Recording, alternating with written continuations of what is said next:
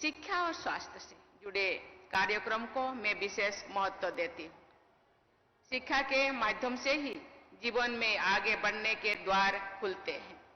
अच्छे स्वास्थ्य के बल पर ही कोई भी व्यक्ति सक्रिय रह सकता है।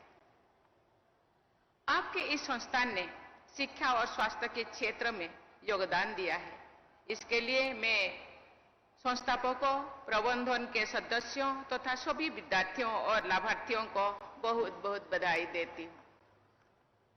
किसी संस्थान द्वारा निरंतर 50 वर्षों तक सक्रिय रहना और आगे बढ़ते रहना इस तथ्य को रेखांकित करता है कि संस्थान की शुरुआत स्पष्ट लक्ष्यों के साथ की गई थी और उन लक्ष्यों का प्राप्त करने के लिए निरंतर सार्थक और सुविचारित प्रयास जारी रहे हैं।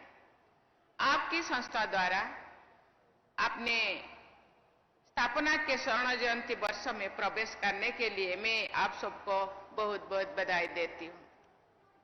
देवियों और स्वजनों, ये राज्य गोदावरी नदी के आशीर्वाद से सिंचित है। लगभग 1 वर्ष पहले जब मुझे राष्ट्रपति के रूप में तेलंगाना की पहली यात्रा करने का अवसर मिला था, तो मुझे श्री सीताराम चंद्र देवस्थानम में आशीर्वाद लेने का सौभाग्य भी प्राप्त हुआ था। उस यात्रा के दौरान मैंने रामप्पा देवालयम और यादाद्री पर स्थित श्री लक्ष्मी नरसिंह स्वामी मंदिर में के दर्शन के लिए भी मुझे मौका मिला था। तेलंगाना का ये क्षेत्र सांस्कृतिक दृष्टि से बहुत संपन्न रहा है।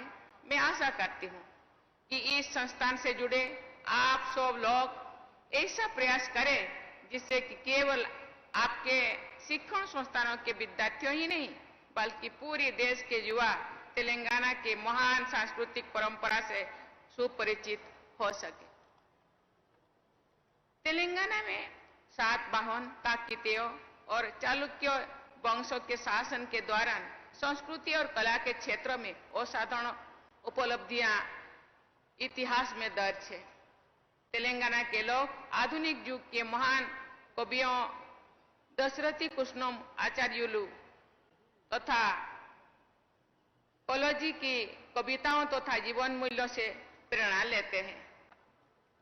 जब भी मैं तेलंगाना आती हूँ, मुझे दशरथी कृष्णम आचार्युलु जी की ये अद्भुत पंक्ति सहज ही याद आती है। ना तेलंगाना कोटि रत्न नाल बीणा, अर्थात मेरा तेलंगाना करोड़ों रत्नों से जड़ित बीणा के समान है।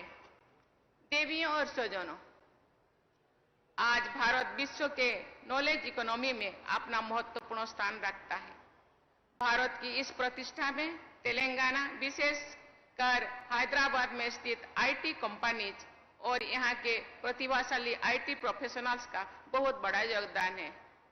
आज तेलंगाना सहित भारत के आईटी प्रोफेशनल्स की प्रशंसा पूरी विश्व में होती है। इस सफलता में शिक्षण संस्थानों का सराहनीय योगदान है। हैदराबाद एक प्रमुख हेल्थ केयर हब भी है। इस क्षेत्र में मेडिकल स्टूडेंट्स के शिक्षा प्रदान करने वाले आपके संस्थान जैसे इंस्टीट्यूशंस की भूमिका सराहनीय है। इंजीनियरिंग सहित सभी प्रोफेशंस में हैदराबाद में शिक्षा प्राप्त करने वाले विद्यार्थियों ने अपनी विशेष पहचान बनाई है। देवियों और स्वजनों, तेलंगाना राज्य की स्थापना समावेश के विकास के लक्ष्य के साथ की गई थी। शिक्षा और स्वास्थ्य सेवाओं को सबके लिए सुलभ बनाना इस राज्य के और पूरे देश के समग्र विकास के लिए अनिवार्य है। आपकी संस्था द्वारा वंचित वर्गों के लोगों के शैक्षणिक विकास और स्वास्थ्य कल्याण के लिए निरंतर प्रयास किया जाना चाहिए। साथ ही आपकी संस्था द्वारा महिलाओं की शिक्षा एवं स्वास्थ्य पर विशेष ध्यान देकर उनके सशक्तिकरण के लिए अधिकाधिक योगदान होना चाहिए। शिक्षा और स्वास्थ्य के क्षेत्र में सक्रिय संस्थानों को समग्र राष्ट्र निर्माण में सहयोग करने की भावना के साथ आगे बढ़ना चाहिए।